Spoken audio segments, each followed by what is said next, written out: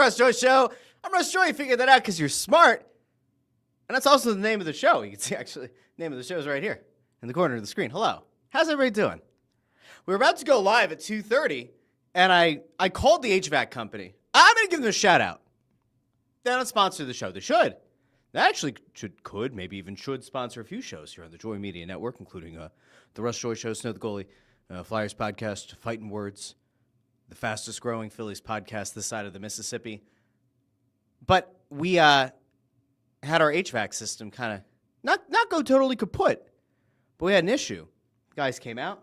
I've seen these guys before. They've done a fantastic job in the past. They came out, and I planned on them being here around 11. They got tied up with another job. No worries, no problem. And as I'm about to, it's 2:25, and I get a phone call. I say, hey, the team's on the way. And I went, oh, that's right, the team hasn't been out yet. Okay. They came out. They handled it. Here we are at 11. Look at that. Less than a half hour from the time they were here till we went live. System is fixed. Everything is great. Did they try to upsell me? No, they did not. They did a very nice job. Hinkles, out of Phoenixville, greater Phoenixville area. Great place. Wonderful HVAC people. Give them a shout out. Roaring round of applause for the fine folks over at Hinkles today for tremendous work with the HVAC. Been going to them for years and years and years. Lovely people. Okay. I'm going to bring the comments up.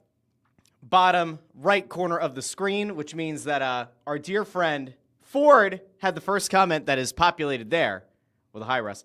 A lot of comments coming in from earlier, comments from before 2:30, comments from the 3 o'clock hour. We have a bunch to get into today. We'll kind of play around. Now, I do have to tell you, it's been a majestic day here in the Joy household. Everybody's back at school. Man, can we just have a second here?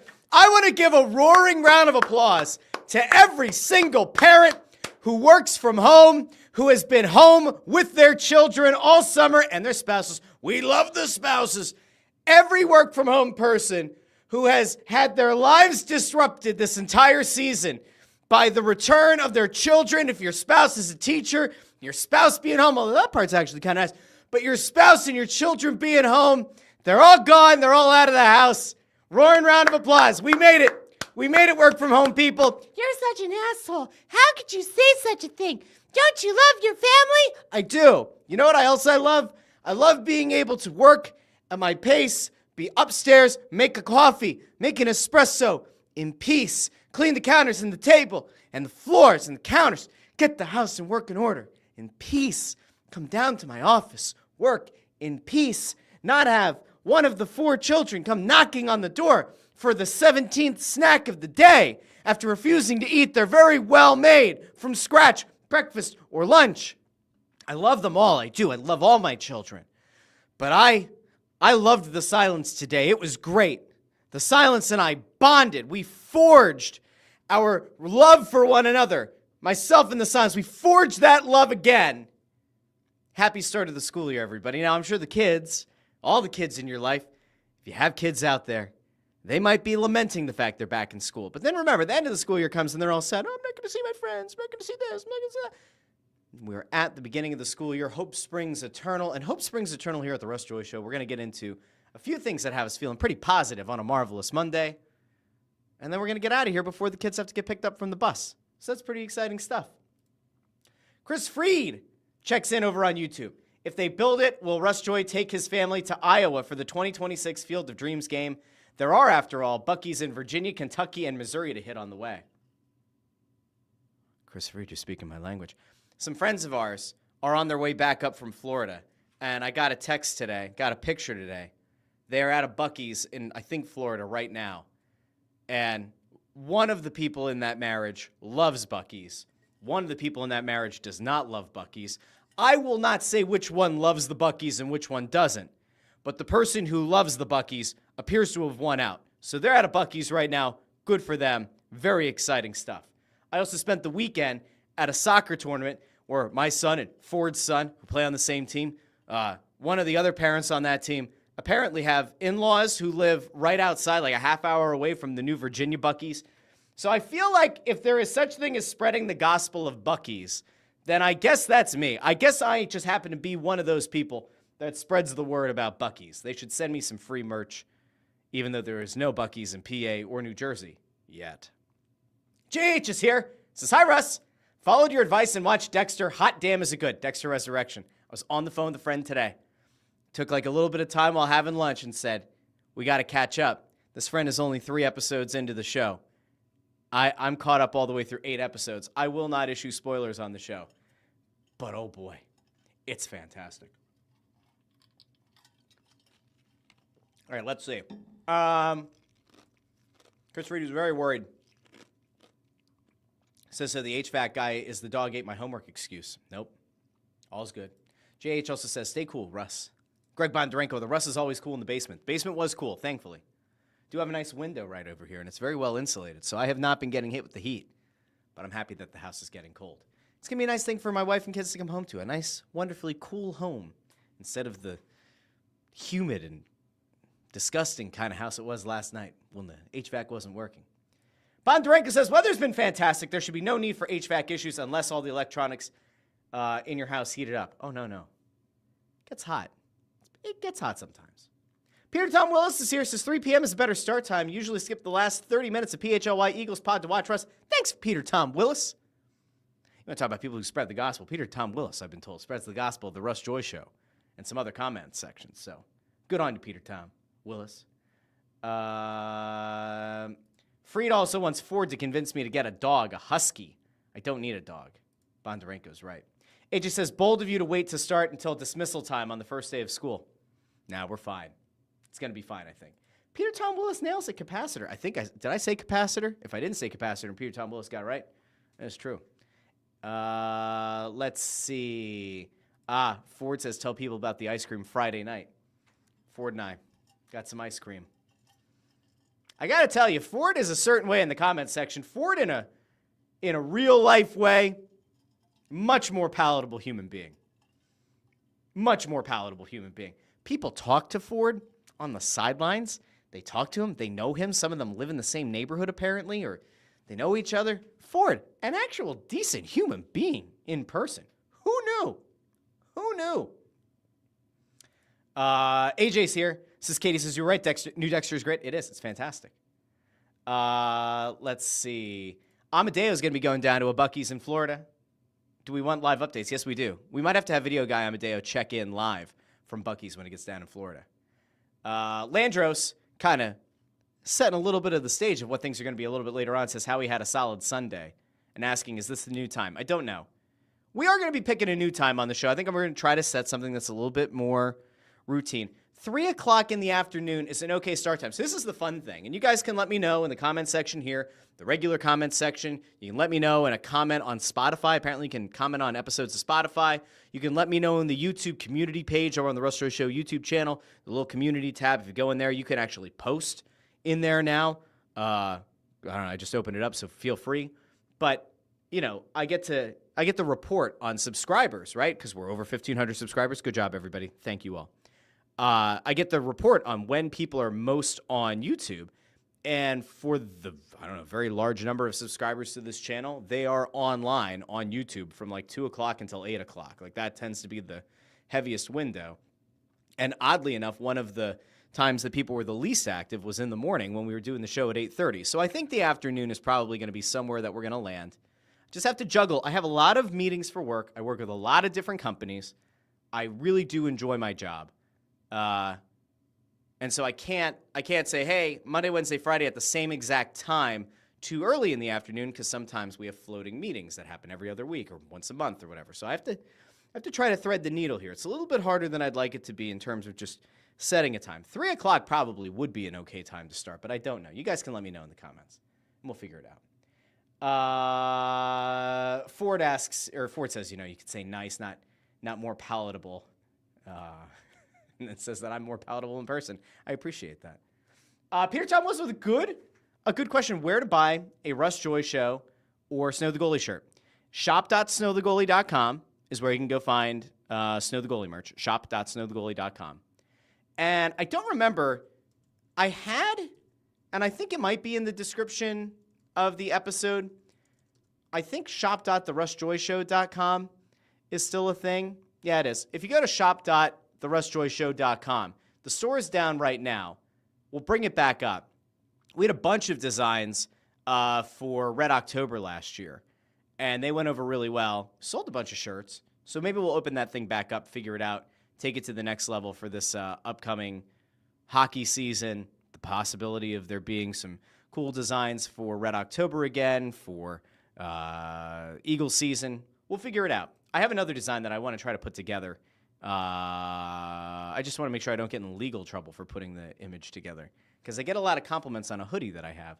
I'm trying to figure out how I can make that work without getting in trouble with all the teams. So I'll keep everybody in the loop on that one. Okay.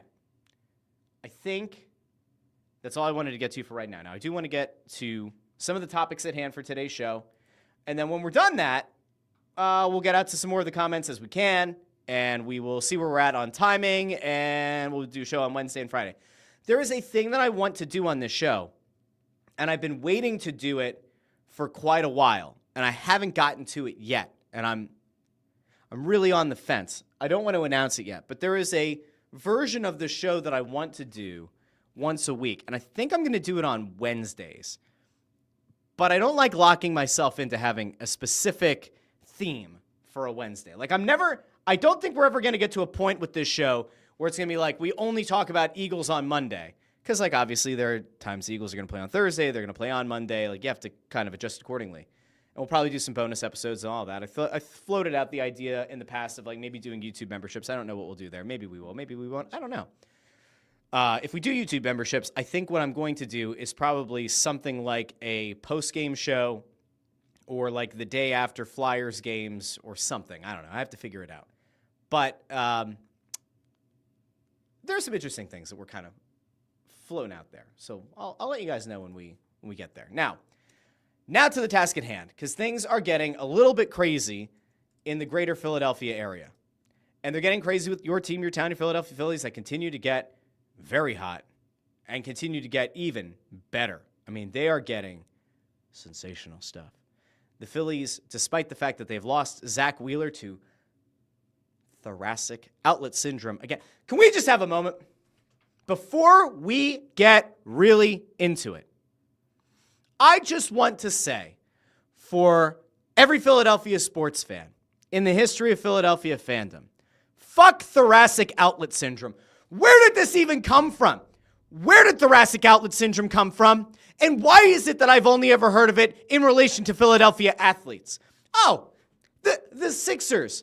Sixers work out a trade with the Boston Celtics. They're going to get the number 1 overall pick. Presumptive number 1 overall pick, Markelle Fultz, is going to be the guy.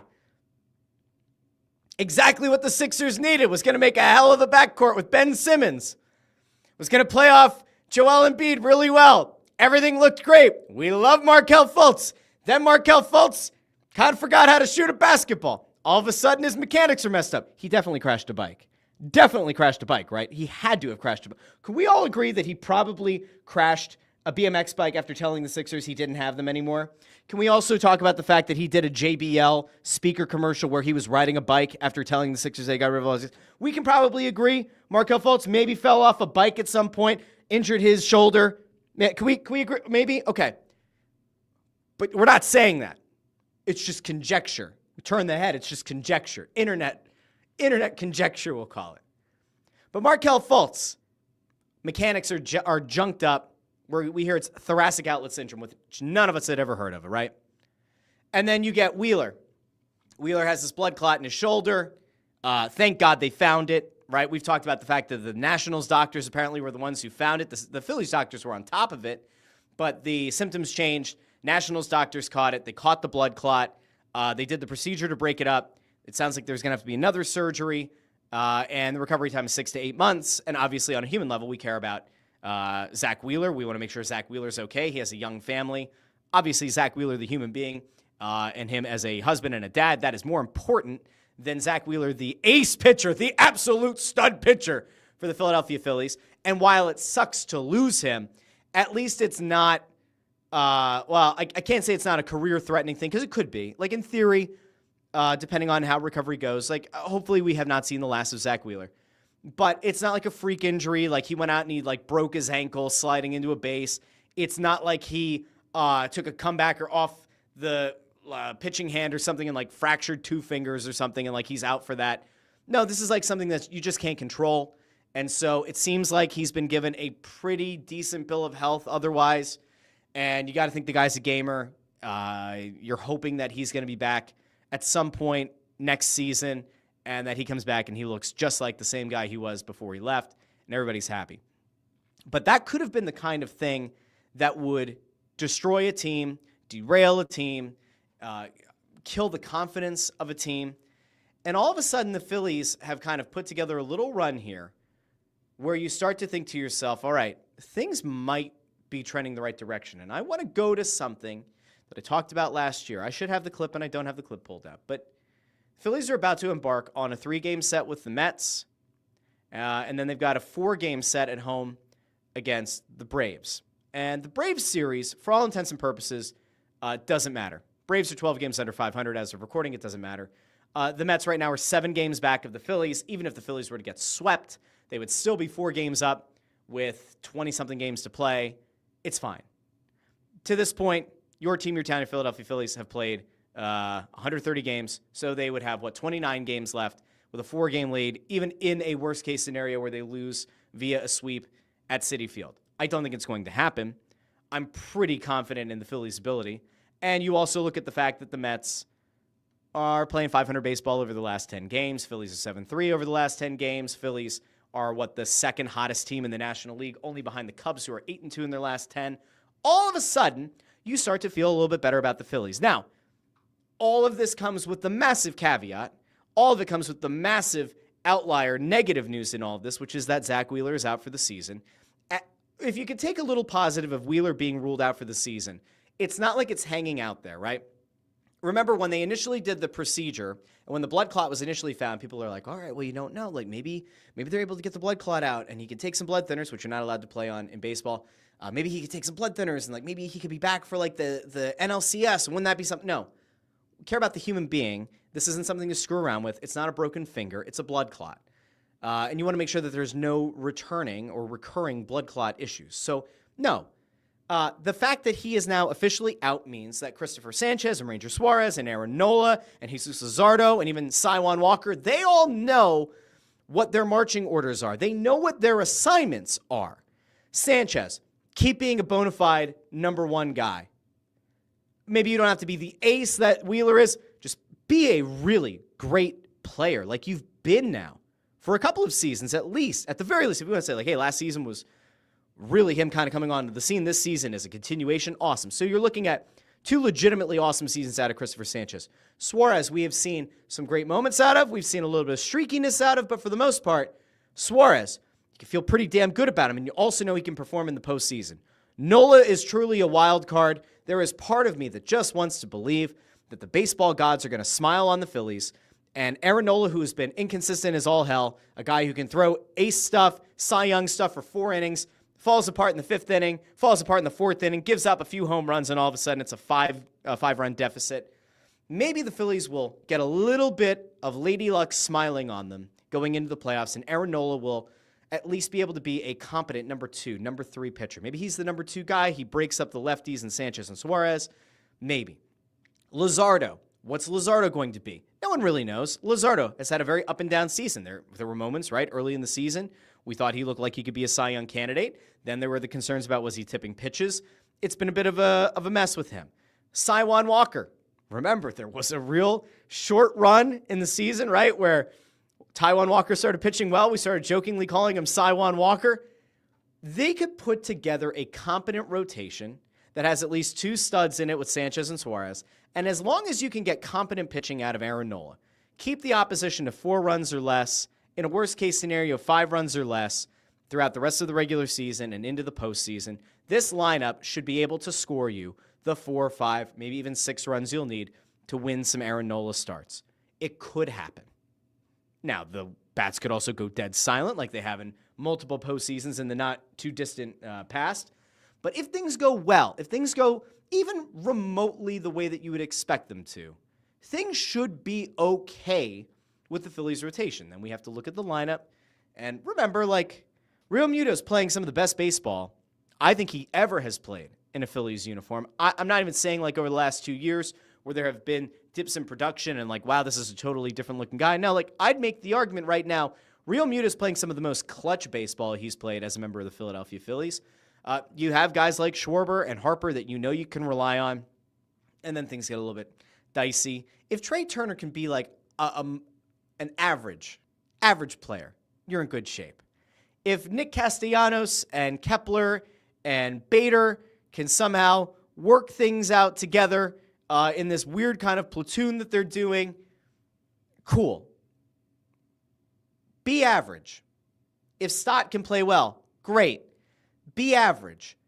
That should be enough to get this team deep into the postseason. Will it be enough to get a World Series appearance without Zach Wheeler? Will it be enough to win a World Series without Zach Wheeler? I don't know. But I will just kind of point back to a thing that happened not that long ago. We all know where this is going. The Philadelphia Eagles, the season that they won Super Bowl 52, they were humming along. And then a terrible knee injury happens to Carson Wentz against the Rams. Everybody thinks the season's over. Nick Foles, who had been kind of cast aside as a backup, Foles comes in, leads the Eagles on an absolutely improbable run, outduels Tom Brady in the Super Bowl. Eagles win the first Super Bowl in the history of the franchise. And we look back on that team and we say, that was awesome. What a great ride. Kind of wild ride, insane ride, certainly unexpected after Wentz went down.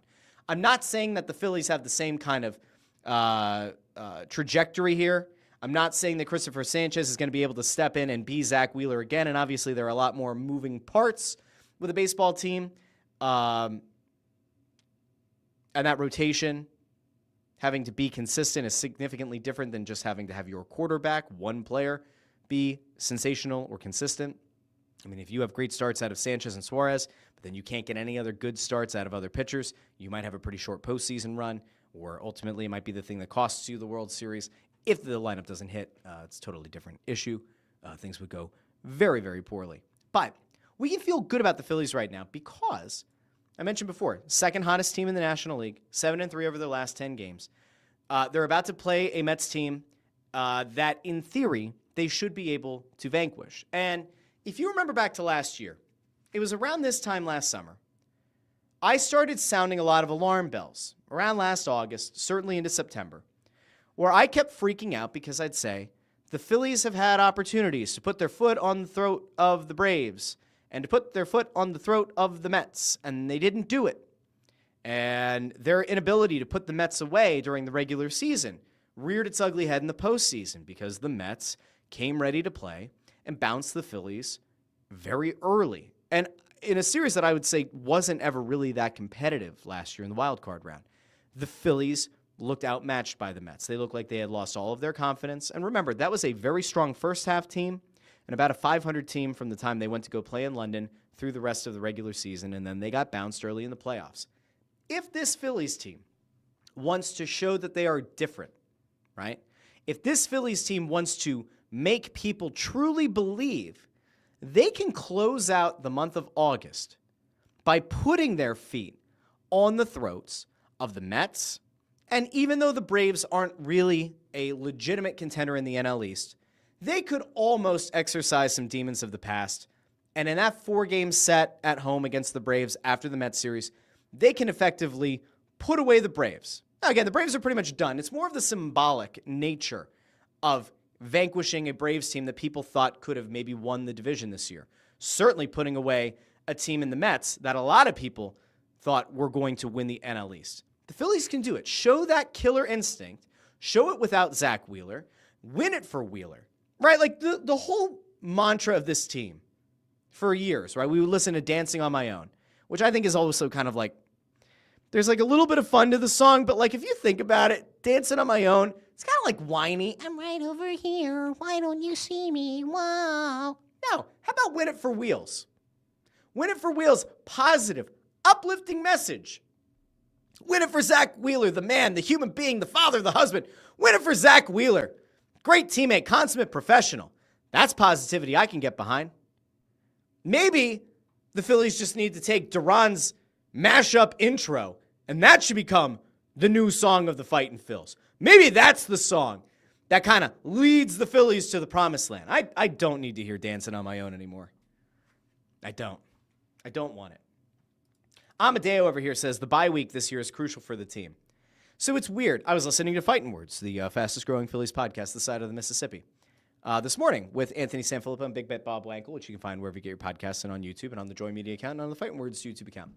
I was listening to those guys this morning. They were kind of going back and forth. And like in the past, there's been this idea out there that you don't necessarily want the bye because getting the bye means you are not fresh. You are not playing baseball leading up into that divisional round, and that layoff can actually cause you to become rusty, can be problematic for the hitters especially, maybe not for the pitchers who are going through simulated games, but definitely problematic for the hitters.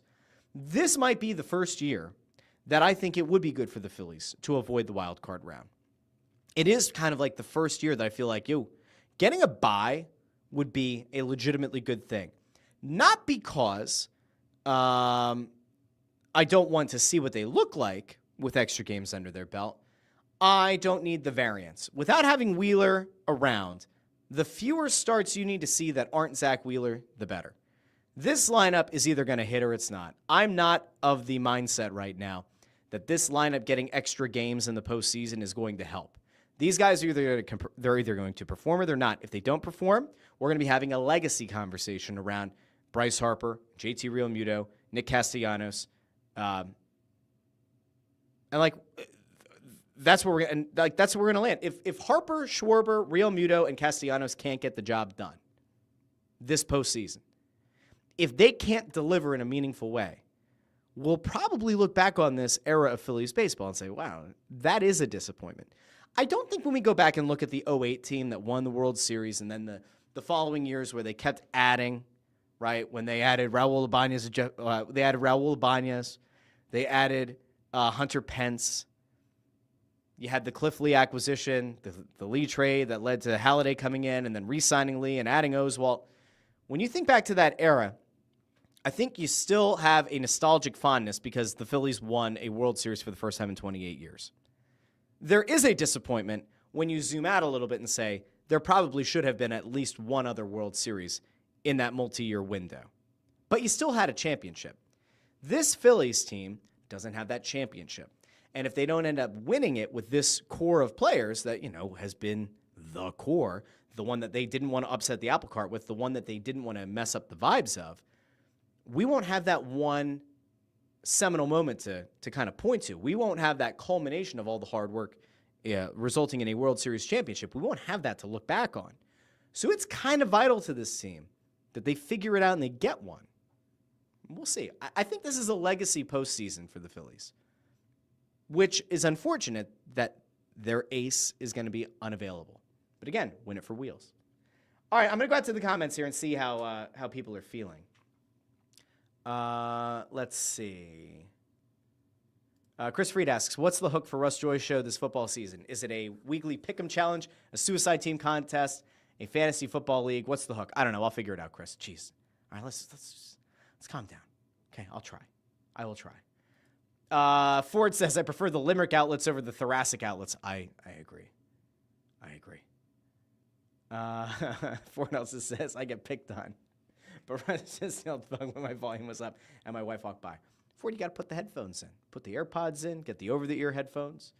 What did I see going on? Aaron Rodgers apparently doesn't use Bluetooth headphones or AirPods because he thinks it messes with the frequency of his brain. He only uses wired headphones. Didn't Kamala Harris once say that she doesn't use AirPods because the NSA or somebody is like listening, or like they can whoever they are, can tap in and listen to your conversation? Pretty sure that goes to the device. I don't think it really matters for the headphones. Like if they want to tap your phone, I think they could just tap your phone. I don't think they need to like listen to through your AirPods, but that's just me. We're unburdening what has been. Amadeus says 2 pitchers in Major League Baseball who recently dealt with thoracic outlet syndrome: Merrill Kelly, Steven Strasburg. And also noting Wheeler has the kind that Kelly had. Kelly has been fine since. I think there was also a thing, somebody did an analysis of Kelly, like some of the velocity was up, some of the movement on the pitches changed a little bit. Peter Tom Will says, freaking Fulton Simmons still stealing money. I have a poster somewhere. Hold on.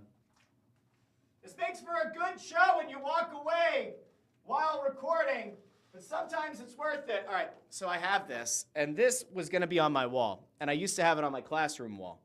I just want you to think about how much Philadelphia sports has changed, okay? There was a time where, like, I got this poster at a Sixers game, and I was like, oh, hell yeah. The new era of Sixers basketball, baby. Ben Simmons, Joel Embiid, and Markelle Fultz. And so then in my classroom, I forget how I did this. I think I put a Post-it note over Ben Simmons' face first. And then there was one over Fultz. And I never got to putting one over Embiid's face because I got out of teaching. I will tell you that there's probably a decent chance I would have put a Post-it note over Joel's face after another injury marred season. But those were the days, man. Those were the days. Has there ever been a more disappointing team in recent memory than the team that sent out 3 number 1 overall picks? Not 3. Embiid was not a number 1 overall pick. He was a number 3 pick. But like to back-to-back number 1s, Simmons and Fultz, plus Embiid. Insane. Let's see. Chris asks, didn't Spurs rookie Wembo have a similar issue as Wheeler? No, he had a meniscus tear, which was, no. I don't believe he had did he have a blood clot? Maybe, did he?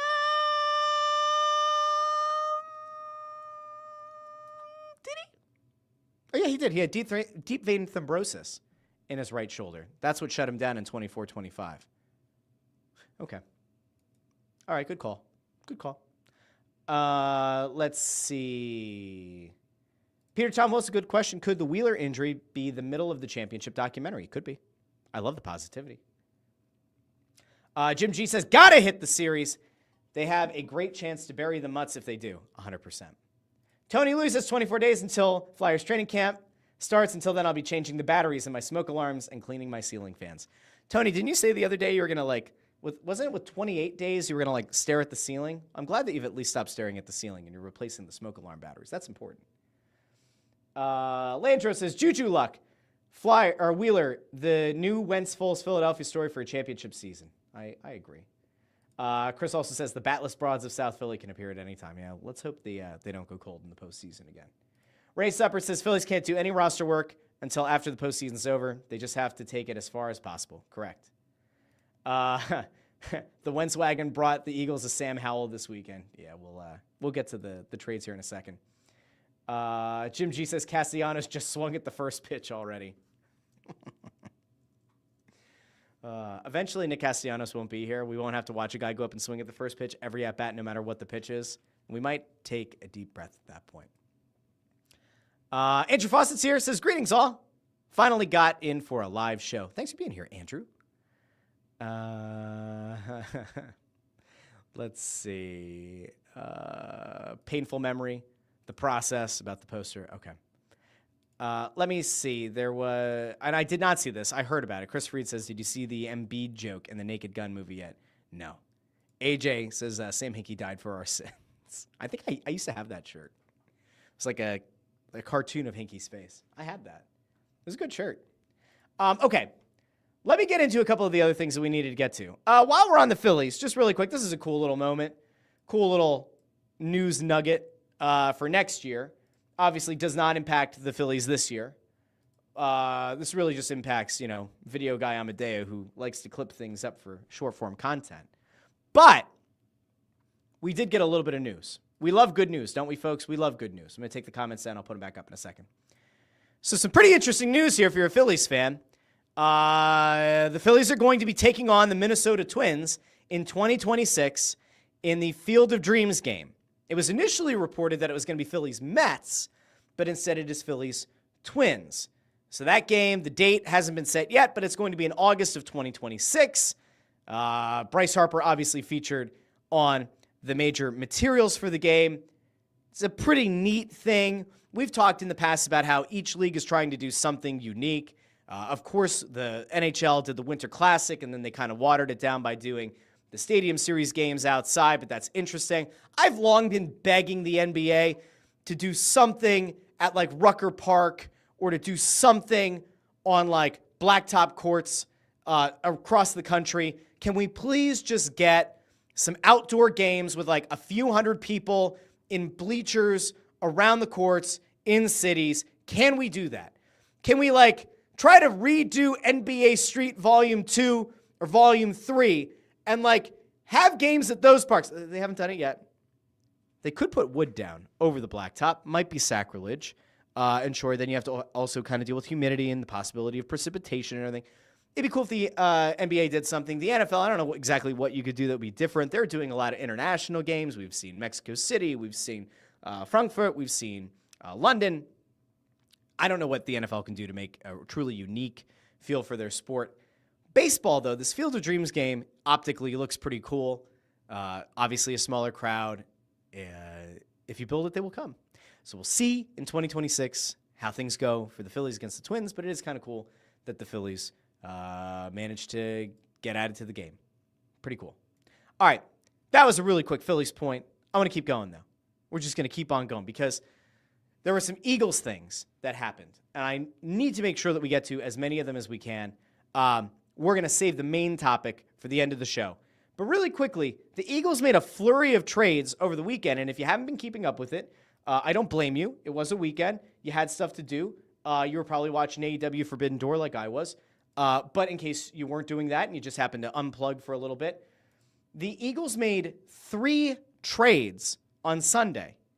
3 trades. The latest trade they made was with the Packers. They got a 2027 6th-round pick for the Packers in exchange for Darian Kennard. They also today made a roster move. We kind of thought this portended things about the offensive line. We'll get there in a second.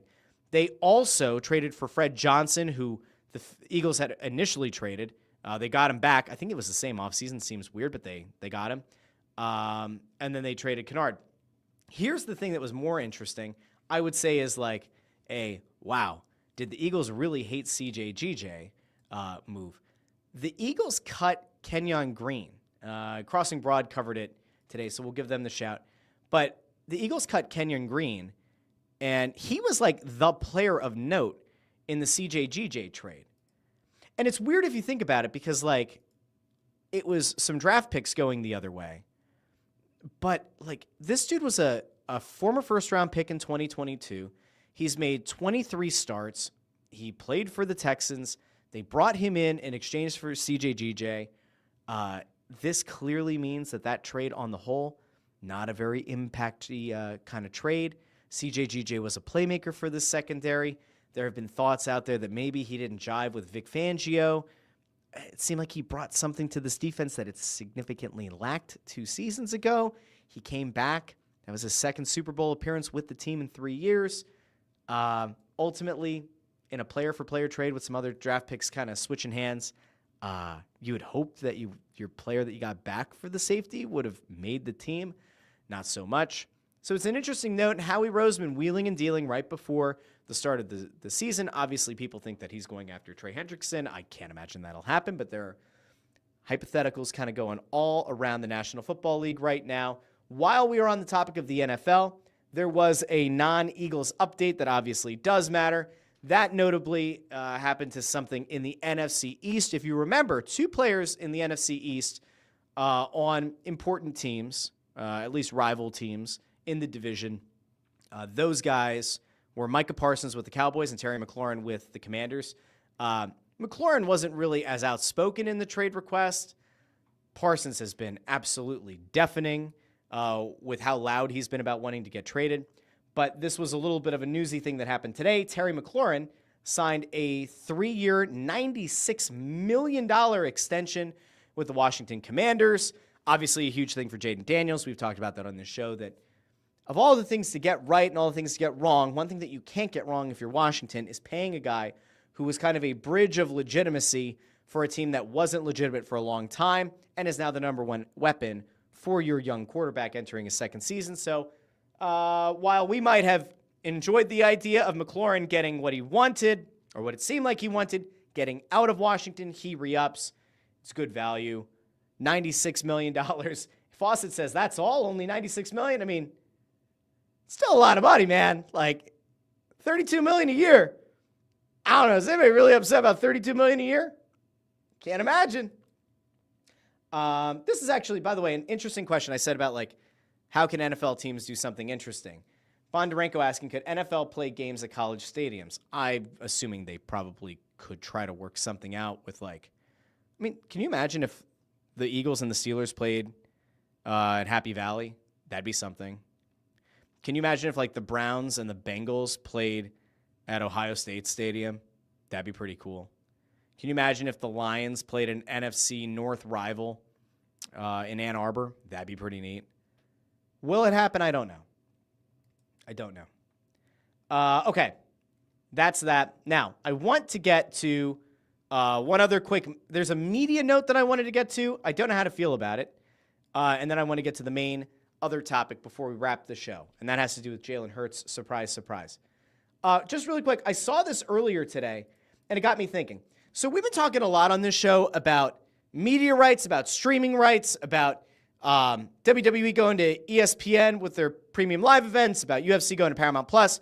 We're covering all that kind of stuff, right? And about the fact that live sports really drives numbers for the big streamers.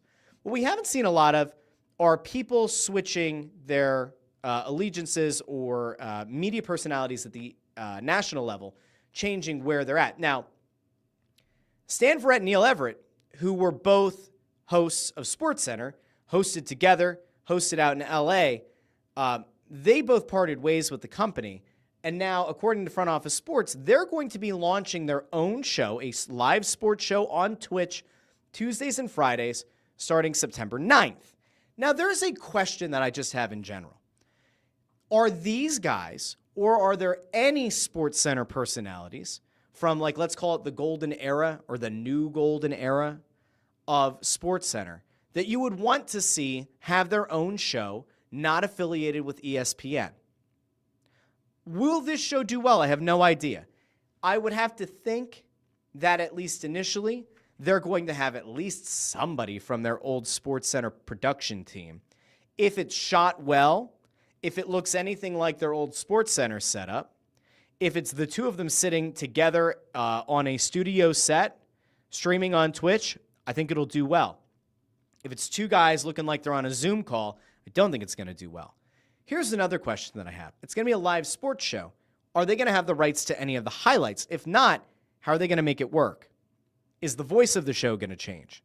What's the dynamic going to look like? It's one thing to have all the highlights, to comment over the highlights, to play off of one another while the highlights are playing. It's a totally different thing if two guys that you're used to hearing commentate over highlights are now going to be going back and forth about the day's biggest topics.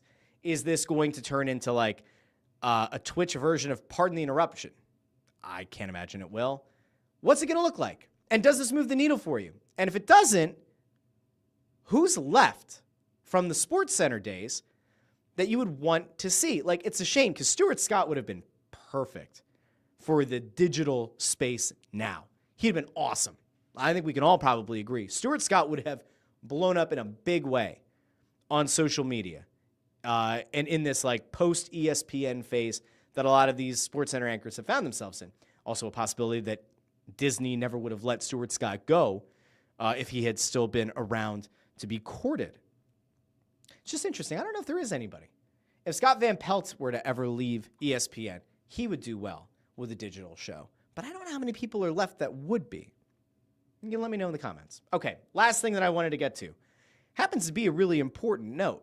We ended up having a lot more Eagles chatter on the show than I intended to, but that's okay. We finally got to find out where Jalen Hurts was on the NFL Top 100 list. If you remember, there has been conjecture online about where will Jalen Hurts end up on the NFL Top 100 list. There were radio hosts in Philadelphia that were on the record as saying, here are 25 players I think will be in the top 25, which means that Jalen Hurts would therefore not be in the top 100, which seemed pretty silly at the time and has proven to be somewhat silly now. What's interesting is that Jalen Hurts isn't like number 7 or number 10. Jalen Hurts is, in fact, number 19. Now, there's a very important note when it comes to the NFL Top 100 list. And we're going to start here. Hurts is number 19. One thing that I don't think everybody knew, or certainly might not have known at the onset, is that the NFL Top 100 voting happened in December. So this does not include the reality that Jalen Hurts led the Eagles to a Super Bowl and was named Super Bowl MVP. That did not happen. That was not part of the mindset of the voters for the NFL Top 100 at the time. This was a different landscape. And if you remember, the season before, the Eagles didn't exactly have a great postseason showing. And so maybe there was a little bit of a sour taste in the mouth of some voters. Now, Hurts was number 15 a year ago. He's number 19 this season. I have to imagine, right, if he has an even remotely decent start of the season, and he's been decent season through November into December, he'll probably crack the top 15 again next year. 19 seems low. 19 certainly seems low considering he's coming off of a Super Bowl MVP performance. Now, again, we think that context is important. And so, again, the context that you need to know is that the voting didn't happen after the Super Bowl.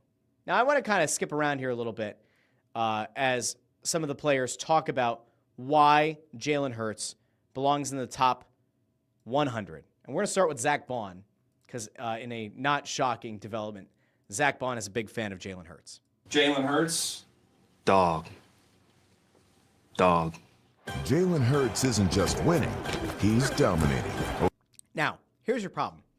They do this whole thing about the top 100. And as you're going to see, they talk a lot about young Jalen Hurts and about Jalen Hurts' season. But again, the voting didn't happen after the Super Bowl. We'll keep going. Over the past 4 years, Hurts has led the league in rushing touchdowns. Same thing Lamar do with Derrick Henry. You know, just opens lanes. You got to respect it. You can't just crash to die. So there you go. I mean, that part's fair. Dude has found that end zone a lot. We got Jameis Winston here. We love Jameis Winston. 62 touchdowns.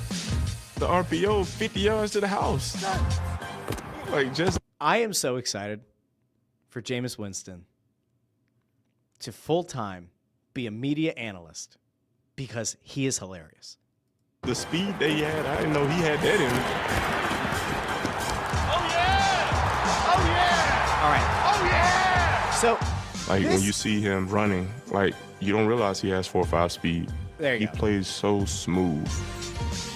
You know what I'm saying? When you see him. So the players themselves, right? The players respect Jalen Hurts. The players love Jalen Hurts.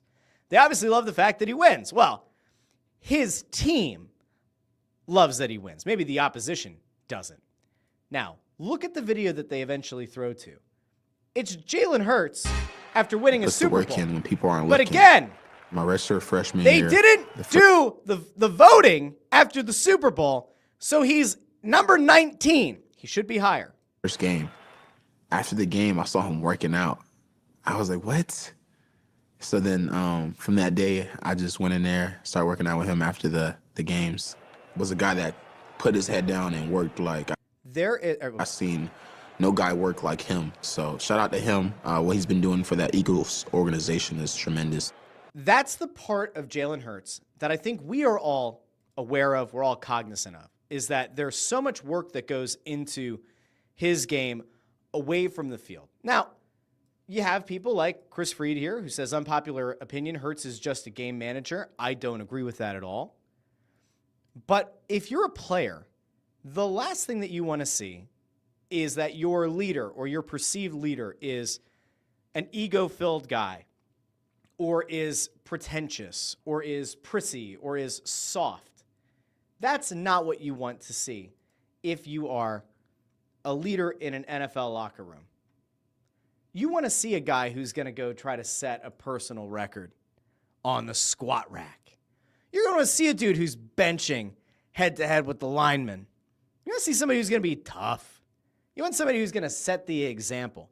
And that's the one thing that you hear from guys in the Eagles locker room and from other teams as well, is that Hurts busts his ass in the weight room. And then we obviously know about Jalen Hurts, the player. We know about Jalen Hurts, the guy who prepares for games, about the guy who watches film, the guy who studies, the guy who's always on top of things. We talked about the thing on last Friday's show, the clip of Hurts coaching up Will Shipley on the sideline. And Jordan Mailata saying, I love to see you coach. It's great stuff. Let's go back here real quick. after the Pro Bowl. Told you what time it was. And I think could give you great advice and, teach you great things. She about to sing, but Proud of you, bro. appreciate you, man. Proud of you too. All ups and down, bro. So It's this clip and like the Super Bowl clips were awesome. And there's something that I don't think I pulled up. I need to see if I can find it fast enough. There was a clip that was going around from the Super Bowl, the Super Bowl audio, and it was Jalen Hurts was like disappointed that he had to stop scoring against the Chiefs in Super Bowl 59. I found it. This is actually where I want to end the show for today. I see more comments and stuff, and I'd like to get to as many of them as I can, but we got to wrap the show. I got to get kids off the bus. Before we head out, this is what I want everybody to kind of go into a wonderful Wednesday with. Have a terrific Tuesday. I want this to kind of lead the way. When the Eagles were up big on the Chiefs in Super Bowl 59, and guys were getting excited, and fans were just like, holy shit, wow, this is like a blowout. This is an absolute decimation of a dynasty. Jalen Hurts was disappointed he had to stop scoring, that he had to come out of the game. Let's listen to Jalen Hurts talk to Nick Sirianni. Are you sure? Are you sure? We're done? We're done? And then look at Hurts. Like, what the hell are you talking about? Look at Sirianni. Sirianni's like, dude, you put up 40. Like, what? The game's over. Hey. Yeah, sure. Sirianni has to go chase him down. Says, yeah, I'm effing sure. You sure? Sure?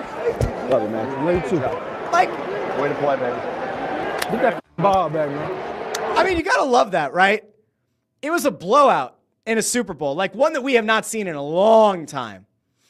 And Hurts' mentality was not like, let's keep going. If I had Philly, I'd have let that ride. We up 40-something. I know, bro. But Look at Saquon's like, we're up 40-something points. Jalen's like, nah. Like, Hurts would have put up 60, right? I mean, we killing. And then look at what Devontae Smith says. Kick them while they're down, huh? Jalen Hurts has the mental makeup of a guy who could be a multi-Super Bowl champion, multi-time Super Bowl champion. That's the kind of guy you want leading your team. Some might think that he's a game manager. I tend to think he just happens to be one of the best quarterbacks in the National Football League. And on that, we're going to end the show for today. If you can, leave a 5-star rating on Spotify.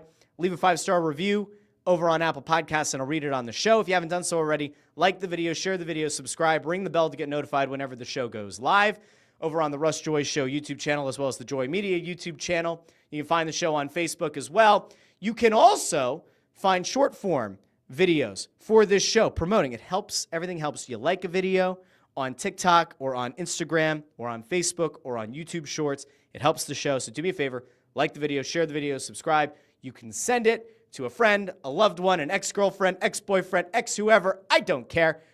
Send it to that person. It helps a lot in growing the show. Let's see. Can we get to like 1,600 subscribers by the start of the NFL season? I don't know. Maybe. If we get people like Peter Tom Willis going into other comment sections touting the show, if we all just did that, oh yeah, we'll get to 1,600. Can we get to 2,000 at some point during the season? Can we get to 2,000 by hockey season? Oh, we might be able to. I can't do the show without all of you. I want to thank you for being here with me on a marvelous Monday. Until Wednesday, this has been the Russ Joy Show, and I've been Russ Joy, but you knew that already because you're smart, and it's also the name of the show. Talk to all of you Wednesday here on the Russ Joy Show.